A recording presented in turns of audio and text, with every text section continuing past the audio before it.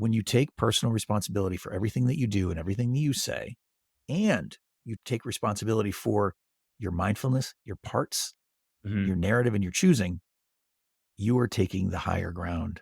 You're Hmm. taking the road less traveled. You're taking the road of emotional intelligence, and you can never lose.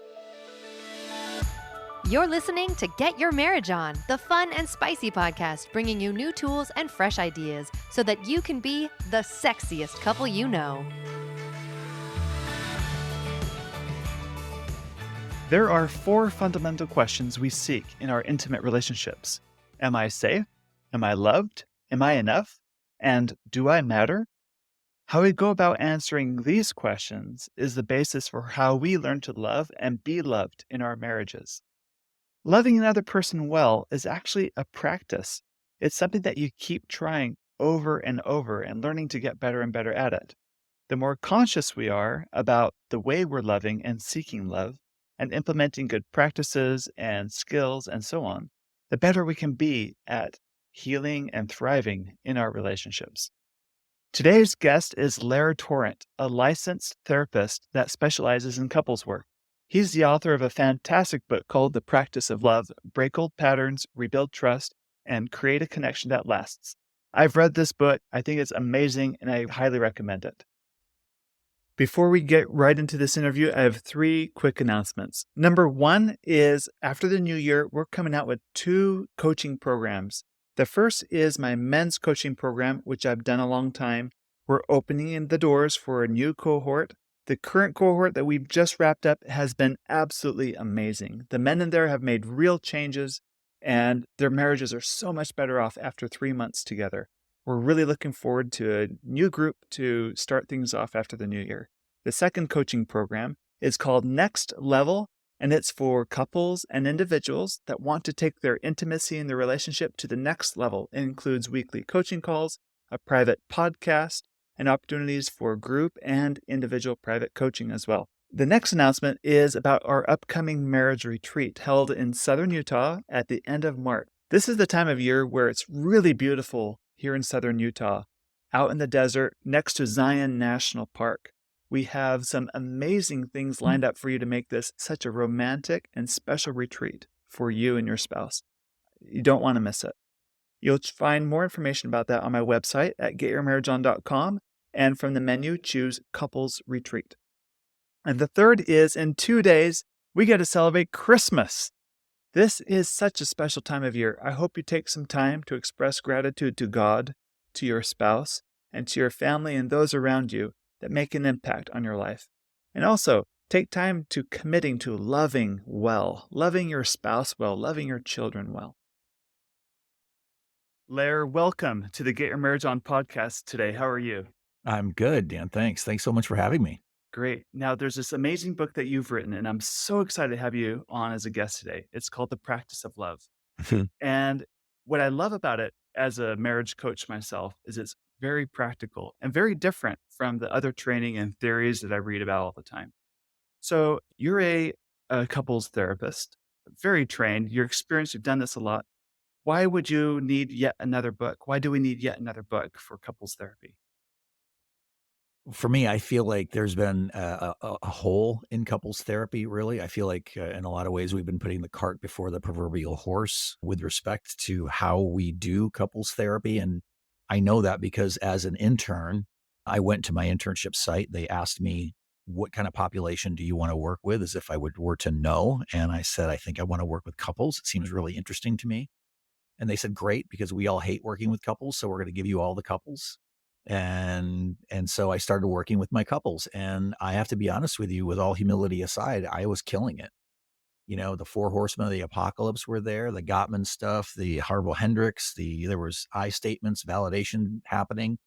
And people were leaving my office feeling incredible. Like, we've made progress. We have the skills and tools now. And before they would get to the elevator banks in my building, it was going off the rails.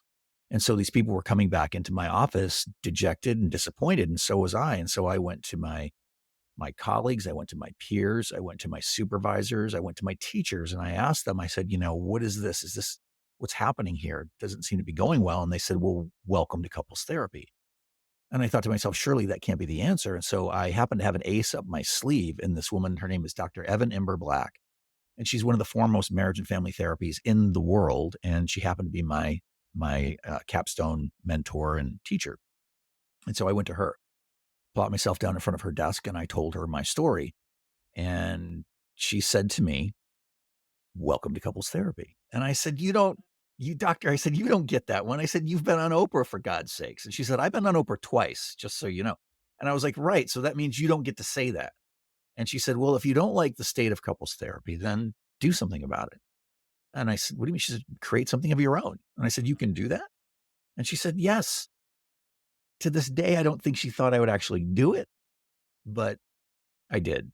And I wrote The Practice of Love. I went to some of the work of Dr. Elvin Simmerod from Harvard, one of the forefathers of psychotherapy, modern psychotherapy. And he said, let your clients be your textbooks.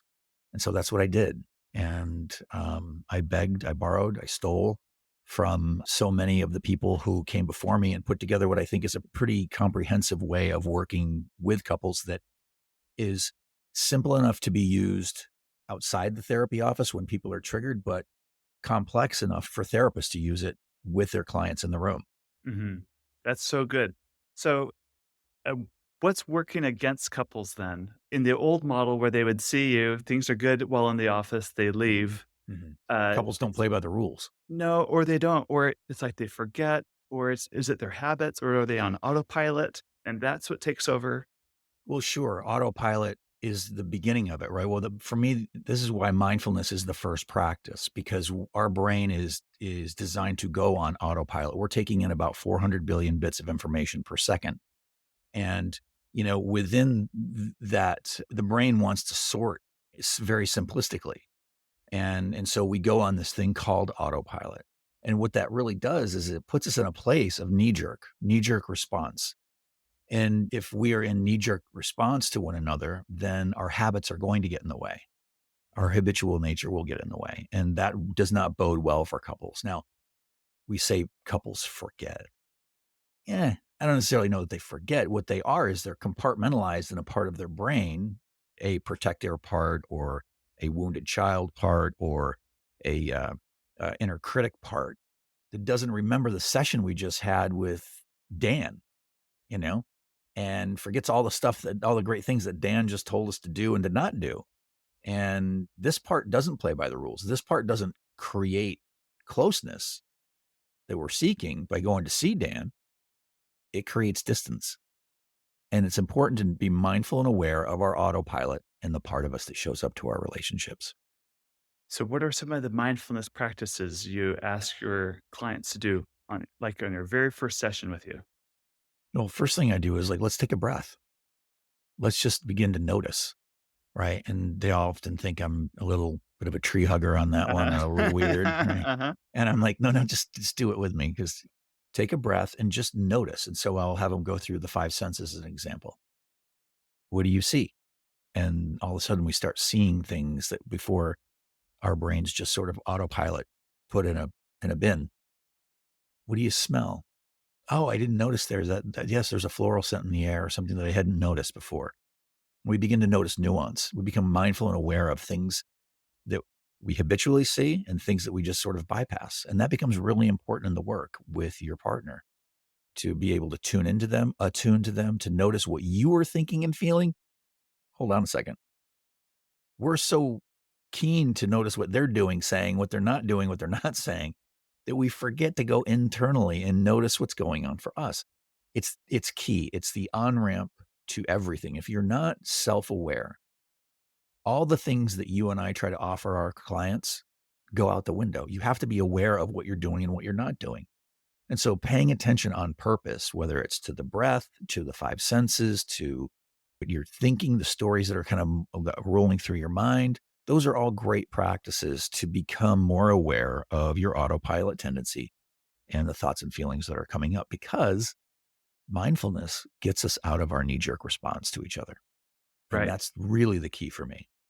right. It's like that famous quote from Man's Search for Meaning. It's Oh, yeah, yeah. the between Mhm. stimulus and response, there is a space. Yeah, I And quote that in the therein, book.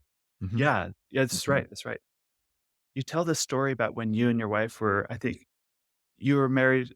It was early in your relationship, early in your marriage. You were both going through a very intensive training program to be a therapist. And one day she was just completely overwhelmed, just feeling really beat up and everything. And you approached her at first trying to fix her. Tool belt in place Right? and on. It's like, Yeah. hey, we're learning all these great tools in our program. Why not use them on yourself right now? Makes You know, perfect sense. it makes perfect logical sense.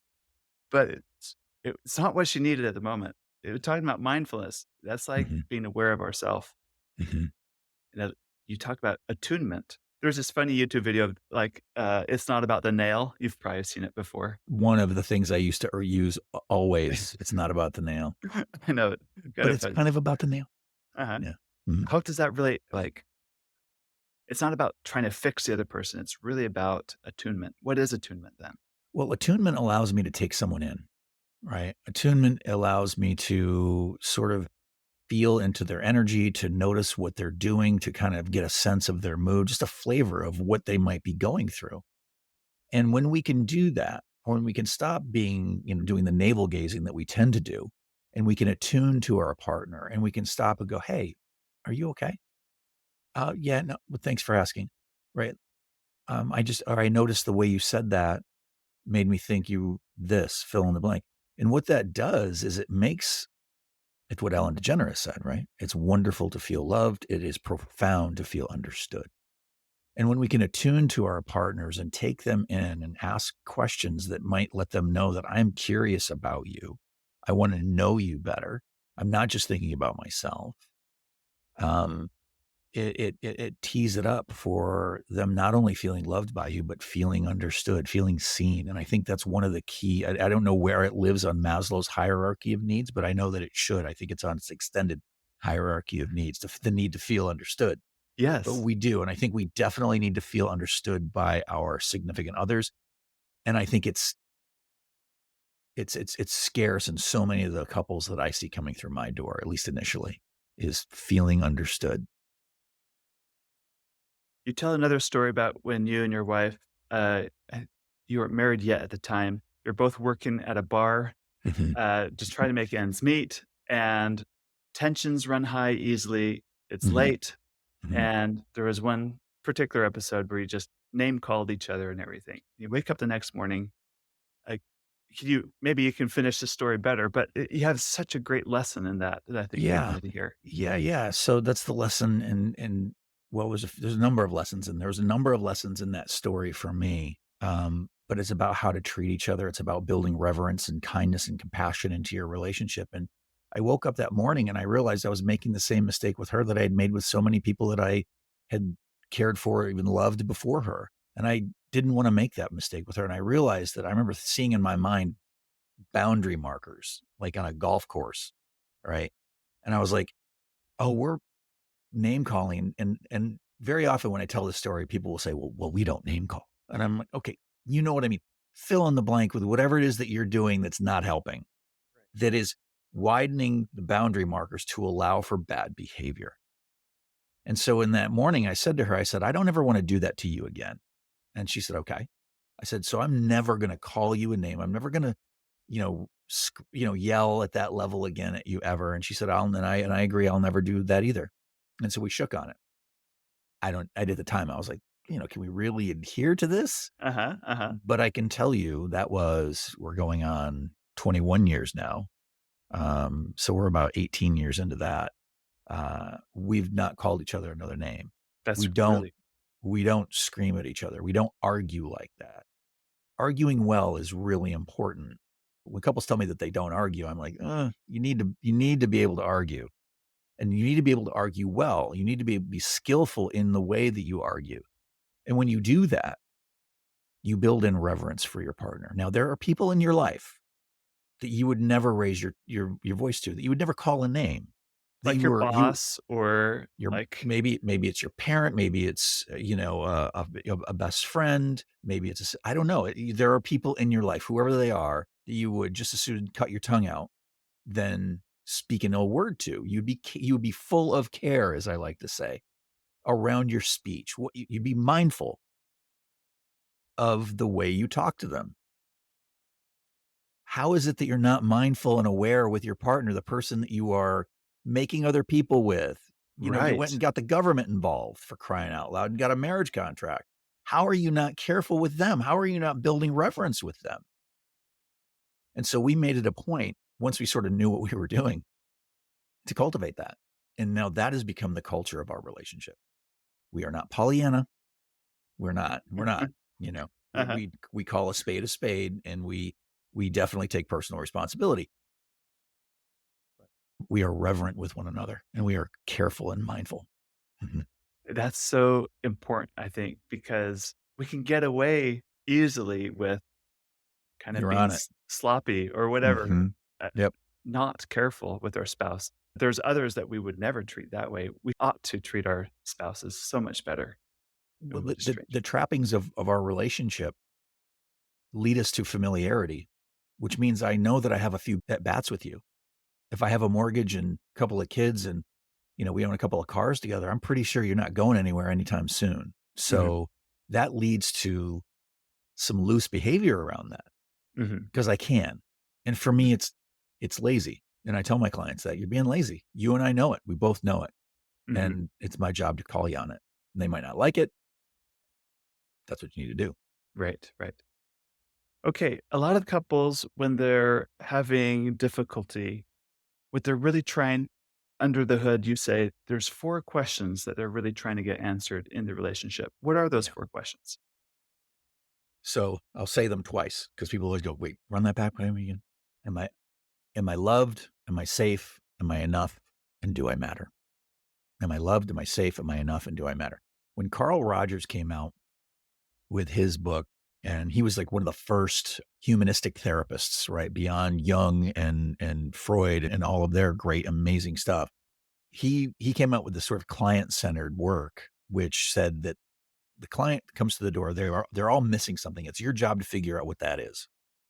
And they're missing unconditional positive regard. And so, you know, I wanted to know what unconditional positive regard really It sounds like meant. a fancy word, a It fancy is. phrase. But if you think about it, okay, I kind of get what that means. But if you break it down, it means for me, I want to know that I'm loved, that I'm safe, that I'm enough, and that I matter. We find that out early in life. If one or two or three or four of those are hit, or we don't get the answers to those in a positive way, we find out that we are not loved, we are not safe, we are not enough, we don't matter. We have a core wound. We go forth in our lives trying to find that. Mhm. And we try to find it in our adult relationships. That's right. And sometimes the insecure parts of ourselves get exposed, not Mhm. sometimes, oh, often And in they need to. intimate relationships, right? Yeah, That's that's part what the of intimate growing up. relationship is there for. Yeah, Yeah. exactly. Yeah, it's not their intimate relationship is not necessarily for the things that movies, poems, and songs have told us it's for, right? No. It's to expose those wounds so that we can have what Harville Hendrix called a reparative experience. So it's Mhm. not supposed to be puppy dogs and rainbows. That's what comes after. Right, and hopefully people recognize that and grow up through these Yes. experiences.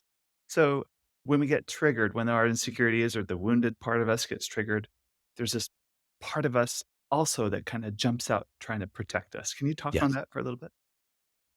Sure. So with respect to parts work, I try to keep it fairly simple. There's a whole form of therapy out there called internal family systems therapy that has, many different parts, and it's interesting and people should read about it. But for me, I try to keep it pretty straightforward. And I talk about the wounded parts that you just named and the parts that come to protect those wounded parts, right? Because at some point in our lives, we say, enough, I'm done.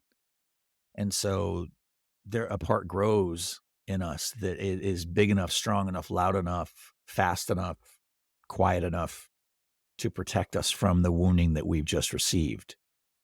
And so we will protect ourselves in various ways. Think of fight, flight, freeze, fawn. Those are good places to start. I'm a fighter. My protector part is my wife lovingly calls him Mitch. He's he's great for a lot of things. Loving and caring for people is not one of them. Uh-huh, that's great, you Other give than him a my name, uh-huh. Yeah, we give him a name. And so this part of me was formed and forged in the fires of my trauma to protect the parts of me that were terribly bullied, that did not feel loved, that did not feel like they were safe, that didn't feel like they mattered. Any And stories you so, can share on that? How that came to be? um, you know, there's so many. When I was moving through high school and through college, I was playing organized sports, and those locker rooms can be particularly uh, Hostel? toxic, Uh-huh, hostile. Yeah, uh-huh. and certainly you can learn a lot when you're there, but there's also things that that you learn that you need to take care of yourself. And I was a boy who was raised by women. I had sensibilities that perhaps other boys my age didn't necessarily have. And so, I often felt like I didn't fit in. And my stepfather was a great hockey coach. He was a terrible father. And he let me know that, like, I didn't really matter. And so it was a succession of those types of experiences that let me know that I didn't matter in the world, that I wasn't necessarily wanted. My mom was 15 when she had me. I was loved, but I was not wanted. No one wants a baby when you're 15. I don't care. I mean, as much as she loved me, I Yes. was not wanted. And so there was that wounding there too, which essentially translates into you don't matter. And so from that came this part of me finally in my late teens, early 20s. This part grew, and I actually got bigger too physically, which was strange, right? Like I put on weight and got, my muscles became bigger. And I mean, I know that happens in but just all of a sudden I became this bigger man. And all of a sudden I became this person that no one would want to mess with physically. And this part of me took over for a while. I was living in New York working in bars, so it was a good fit. Are you right? Yeah. Uh-huh. Um, and I would use this part of me to protect me from vulnerability. And Yeah. he would stand in the way of that kid. Oh, he doesn't matter. Mhm. I'm going to make him matter, is Gotcha. essentially that part's ethos. And so in our intimate relationships, this defender part or Hmm. whatever, or the self-critical part or whatever comes up to defend this, Hmm. but it interferes with our ability to be intimate, to be really knowable. And so what's the work that couples can do or individuals can do to really understand what's going on and Hmm. let another person matter to them when it's Hmm. Well, in those first moments? we have to be aware it's happening. Right. And so that's why mindfulness is the first practice. Parts is the second practice in the book. So we have to be mindful and aware of what we're thinking and feeling, because that will tell you who's here. And so I ask ad nauseum, couples are coming in and they always come in for boilerplate. We have communication problems. I'm like, no, you don't. Ever right. You don't. And they're like, no, no, we've been to the house, Lair. We do. We can't talk about anything. Uh-huh. And I'll say, no, you have a parts problem. Give me a moment. And before Mhm. you know it, they're like, I do have a parts, because Uh-huh. there are moments when you guys can talk, or people that you can talk with, Mhm. because another part shows up. Right. That difficult client, that difficult boss at work. That's because your professional shows up. The aspect in you that is the professional, and they can have a coherent, compassionate conversation with someone that they don't like very much or thinks is difficult. So the question isn't I statements, right? Because this is what I was doing early when I said these things didn't work. The tools and skills they were giving me early on weren't working. Like, nonviolent communication does not work when Mitch is using it, because that part of us that's designed to create distance, not closeness, will weaponize something like an I statement. So if you're having trouble out there with your therapist who's trying to teach you I statements and you're trying to use it at home, it's because the wrong part of you is using it. It's like following a script. Yeah. And it can be useful. Like what I think I heard you say definitely lets the person know that you heard them and it validates some of their experience. But what I think I heard you say turns in, what the hell did you just say to me, if the wrong part's in place? Yes, yes, yes. Right, right. And so we want to stop, push pause, and notice who's here. And we want to lovingly, kindly ask that part. Like for me, I have to say to Mitch, no, no, you don't get to say anything to her. And he'll get right in my ear. It's almost like I can feel it. And he'll be like, you heard what she just said. Come on, you get to say some stuff now. I'm like, I'm not saying that. right? And this is a little bit of a conversation that's actually happening in my head because Yes. I know what he does. I know where he takes me. He takes me to a place where I have to apologize for the things that I've done and said. And so I stop. And here's the fun part. And this is actually what they teach you in IFS training, which is that when you take an inner inventory of the parts of you that are here, if you stop and you push pause and you go, there's my protector part. And oh, there's that wounded part of me that feels like they're not enough, like they don't matter or they're unsafe. That naming, which is an old Buddhist practice, gives me separation from those parts. And what happens is the wise self comes up, right? The part of us that it's a very Zen, very Taoist aspect of self because the wise self is like, I don't care what experience you choose to have here. It's all grist for the mill. We're going to learn something. But if you do that inner roll call and notice who's here, your wiser self will step up naturally. And from that place, from the wise self, we can attune to our partners. We can That's when the actually make skills actually are helpful. we that's exactly right. That's when Right. you can use those tools. That's when you can say very clearly, it doesn't even sound like a script when you're coming from the wise self and you say, "No, I do hear what you're saying. What you're saying is when I talk to you like that, it makes you feel like you don't matter to me, and that must be really hard. And I'm so sorry. I would never want you to feel that way. I was really activated. I was triggered." Right? Now we're having different conversations. It's It seems exciting. it seems like this negotiation you have with your that defender self of you or what that inner critic part of you, whatever it is, Mhm. that's really a self-confronting move, isn't it? This is when you're Yes. really taking on yourself. It's a great way to put it. The battle is now within yourself, not against And your that's the spouse important anymore, but part. Yeah, because we go out, we're like, "What did you say? What did you" and Yeah, really yeah, we yeah. need to be looking inward. Yeah. Yes, yes. Mhm, Yeah, that's mhm. good. There's more that happens inward besides just our parts of ourself and negotiating with our Yeah, defenders and whatever. There's also the stories we tell ourselves over and over again. that's right.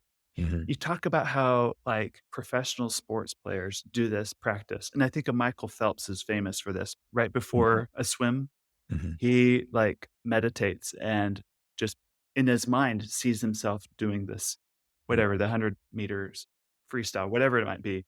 In his head, he replays this over and over, which is a powerful way to mhm. create things. But we use this against us in our relationships, this That's right. ability we have. Can you talk on that? Yeah, it falls in line with what you said. It's mental rehearsal, and those narratives, if we are imbibing on those narratives, those negative narratives about our partners, we are actually mentally rehearsing to fall out of love because some of our narratives might be true. A lot of it probably isn't. We prune the narratives, as David Epson and Michael White like to say when they founded narrative therapy. And I say we prune from the part. Like our parts are the editor. And so if you're in a protective part of self or you're in a part of yourself that is your inner critic, you are going to prune out a lot of really good things about your partner, all the reasons you're grateful for being with them. And if you do this unconsciously on autopilot, speaking to our first practice, and you see how it's all sort of recursive and sort of falls in on itself, you are on autopilot in a part of yourself, pruning a narrative about your partner and wondering how you're feeling distant and not in love. So, What you yeah. say reminds me of this YouTube channel. There's a video editor. She Mhm. will take, like, a movie like The Shining, like this horror film, Mhm. but edit it, she's making a preview, and it's like a romance. It's like just a Exactly right. family, they're all happy, Yeah, that's a there's good. happy Yeah. music. Yeah. So, it's like, who are you hiring to be your editor, right? That's exactly right. Which part of And you is gonna be doing the editing? So you can take a very happy story mhm. and edit it, put, you know, suspenseful music in it, and all of a sudden it's a horror film too. Like, we do this to ourselves about past events and whatever, Mhm. and we start to believe them. That's exactly right. We buy into it's Eckhart Tolle said it best. He said the brain tells a story that the body believes. Mhm. Right. And so we have Right. these thoughts that become feelings. They're actually chemical responses within the body in the form of neuropeptides and, stress hormones and all of that, but with their feelings. And so those feelings create more thoughts. Those thoughts create more feelings. And now we're in state. Now, if we are unaware and on autopilot about that, pretty soon we form what we call a belief system. Right. And so we are forming this belief system about who our partners are and who they are not. And we're doing that on autopilot and we're unaware of the editor that's there, the part of us that's there. And this work allows us to sort of turn that light of awareness on to all of it and to go, oh, look at what I'm doing. I'm becoming aware of the fact that there's a part of me here that's telling a story and creating a belief system about you that I know is, again, practicing to fall out of love. And so we do have some dominion over that if we choose to take it. So, what's a good practice then if you're in those narratives? Is there a simple practice someone can do every day to build better narratives? Sure. So one of the first things I employ is, the simplest tools are often the most effective. And you mentioned at the top of the podcast, you talked about the practice of saying, what would love do now? And that's a great one. We can talk about that later. But, as far as the narrative is concerned, I like to use a cognitive behavioral thought stop and go, nope, no, no, no. When I hear it, when I turn the mindfulness app on and I begin to hear myself creating this narrative, to stop and go, to become aware of it and go, no, no, I'm not going to do that. I'm not going to go there to that place. That immediately interrupts the thoughts that become those feelings in the form of the chemicals in our bodies, right? And so we can interrupt the pattern that way. Now, one of the things I have my couples do is I tend to do this in individual sessions is I have them reauthor a new narrative. But the first thing you have to do is you have to say the narrative out loud. You don't always want to do that in front of your partner because some things can't be unheard. Because some things That's true. you might say and you don't necessarily mean it, not in totality. And so rather than hurt feelings, I will do a split session and say, okay, you have the room. Tell me what you're really thinking in there. Well, I don't really think. And you see the look on their face and they're like, no, no, no, you do. You think that a lot. And that's my concern. And we need to tease that out. And they'll say it. And so, um, the silly example I give is that my sweetheart who left the milk out again for the second time this week, who works so hard for us and just tired? Or is it the no account SOB who only thinks about themselves, right? That's Right. two very different stories about the same experience. And so we want to begin to reauthor a new narrative and a new story and conscious of our gratitude for our partners, conscious of how much we love our partners, how much they actually do, how much of the narrative we've clipped and put on the floor, right? Conscious of where we want this relationship to go. That's so good. What about gratitude? Gratitude is a great way to change the narrative, right? Because again, we can imbibe on everything they're doing wrong. And you see that a lot. I see couples who come in, they're chippy with each other and they're this and that, and they grouse with one another. And one of the quickest ways to turn that around is to practice gratitude and to, you know, um, in the morning when you wake up or at night before you go to bed, or both throughout the day, just think about things that you are grateful for with regard to your partner. Now, it can't just be a laundry list. It has to be a felt sense of what they do or who they are or the way they move in the world that changes your chemicals in your body for a moment Right. and makes you Right. actually feel gratitude or love or warmth for them. Mhm. That's when the practice really gets powerful. Yeah. It can't be just perfunctory. I Mm-mm. said thank you. It's not that. It's You're you feel it. nice. You're Yeah. sweet. You're good to the Uh, kids. You're a great dad. You're a good provider. You're a great mom. You uh, know, yeah. yeah, no. No, Mm-mm. no. As you say those things, your facial expressions betrays what you're saying Right. very Yeah. quickly. That's Right. not gratitude. No. No, no, no. It's perfunctory. It's just sort of on the list of like things I know I should say. But when you really step into it and you're like, man, I'm just so grateful for all the things she does for us or the way she handles me when I'm at my worst, the way she or he shows up for me um, when I'm down, I always know I have my ride or die. It's like when you start thinking about those things, we tend to think about them when someone gets sick or you get a note from the doctor that says, hey, can you give us a call back? Right? We need to go in for another thing. And then you start thinking about the fact that like, you know, there's going to come a day. And then we get real thankful and we get real grateful for a few Right. days, and Yes. life comes back in. And hopefully it Yeah. stays for a long time. Well, Right. listen, you have to practice. That's why I called the book The Practice of Love, because that denotes the idea that this is something that you must pay attention to all of the time. Love has fallen into the bin of things that we should just know how to do and we don't. Right. Right. And It so, is practice. yeah. And so there will come a day, every day we spend with our partner, and I don't mean to say that we can live every day as if it's our last. That's not practical. But I do think we need to consider the fact that that's one more day that we don't have with them. And when you start thinking about it that way, you can go, wow, man, it's important to become grateful yesterday. It's Yes. important to feel connected yesterday. It's important to have compassion, empathy, and understanding now. And that's really at the heart of the practice of love. Love it. There's one more part to this I think that's really important, and we'll probably end on this concept, but it's about choosing. Hmm. Why is it so hard for spouses to really fully choose each other or recognize that they're not fully choosing each other? Well, I think stuff gets in the way, parts get in the way. And we think of choosing when we talk about, they're like, oh, you mean love languages. And so I think my partner's a 2, 3. I think, my On the husband's a, Enneagram or whatever's yeah, like popular. all of Uh-huh. that, which is great. It's informational. And, Uh-huh. it ends up being like, we should probably get that book out again. Um, but choosing asks us to look beyond ourselves and to really attune to and be mindful of not just what makes our partners feel good. That's the thing. It's I feel like Chapman really hit on something in his book, The 5 Love Languages, and a lot of people bought that book and, hey, I hope my book gets those numbers. Um, Right. It's but accessible. it's totally Uh-huh. accessible, and we all go, "Yeah, no, I have those." Uh-huh. Right, And right. and it makes sense to me.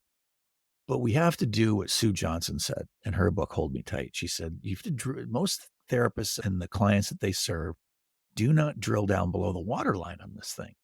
And so what's below the waterline? For me, it's, am I loved? Am I safe? Am I enough? And do I matter? It comes back to those 4 questions. Right, right. And so really choosing your partner is not just making the bed because you know they like it, or buying a gift or saying nice things.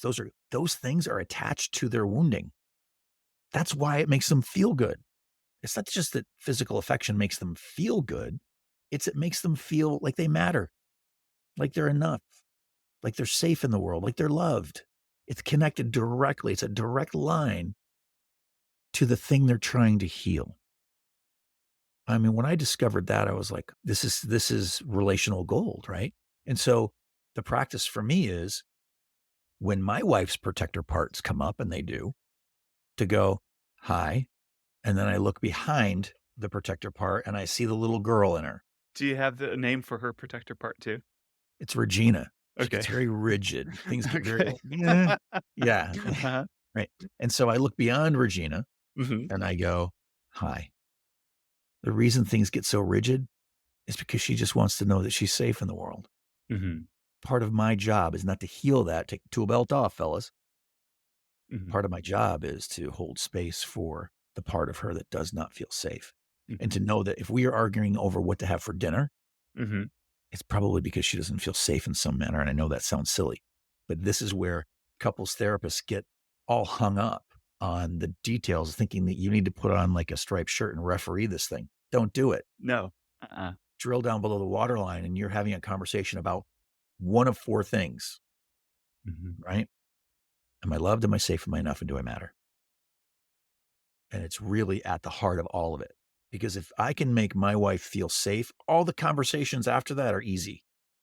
If I can let her know that my adult is on board and Mhm. I'm not going to be, calling names and hurling expletives or anything like that or making her feel unsafe, the rest of the conversation's easy. People don't do that. That's why I have a job. Yeah. Right. Is there anything else you want to share with us today to kind of cap us off today about this practice of love and Yeah. what it really means to love somebody? Taking personal responsibility and pointing the finger back at yourself. We're Mhm. so quick to point the finger over the table and go, what about you? And what about you? No, what about you? But what about you? And it's back and forth. And it's like a Wimbledon match for me. If Uh-huh. we grow up a little bit and we implement our most wise parts of self, we realize very quickly that it's not about what they're doing necessarily. I know this is going to be a hard sell for people. This is why I don't include it in the beginning of the book. No one would come. Uh-huh. But it's personal responsibility, Right. right? Like when you take personal responsibility for everything that you do and everything that you say, and you take responsibility for your mindfulness, your parts, Mhm. your narrative, and your choosing, you are taking the higher ground. You're Mhm. taking the road less traveled. You're taking the road of emotional intelligence. And you can never lose. And people will say to me, "Oh, well, you're asking me to be permissive and give up ground." That's the short-sighted view of it. When you actually do it, formerly polarizing experiences suddenly become galvanizing, Mhm. right? These moments that formerly were tearing us apart and your partner sees you owning it Mhm. and really taking responsibility for your part in it, it creates trust. And so you can't own enough. You can't take enough responsibility. Mhm. That is so good. That is so good. Yeah, it is. It is. It's kept us together for 22 years. Way to go. Thanks. Uh, where can people find more about you, your work, your book, and things like that?